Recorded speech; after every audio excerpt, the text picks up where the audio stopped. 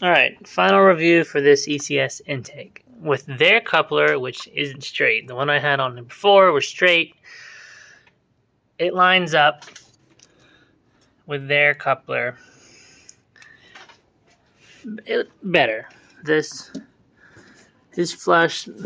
Honestly, I think they might have needed more screws to make the rest of the box flush, but all 4 holes are in there. The box is just, it's plastic, but the rest of this fits. So this is fully fitted.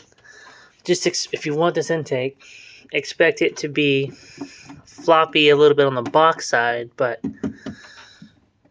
this does supposed to flow 30% more than the factory system. And for I still run the factory DSG. I don't have a catch can for that yet. I've never had it leak. So, there's that. I also have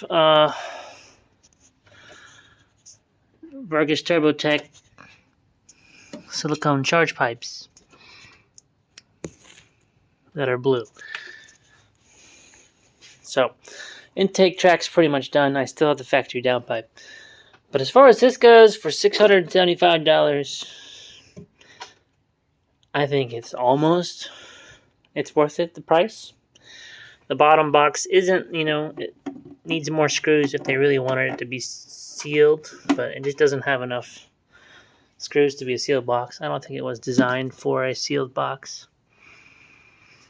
Because this can, it would be flush if it had another screw right here. But, your opinions. I know this piece right here is quite a bit bigger than the factory one.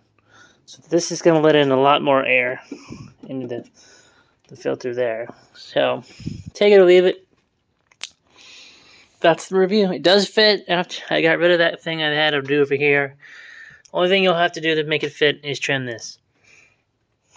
And make sure you get their coupler. Because the straight one, it's not straight. It's got to be like this weird angle thing going on.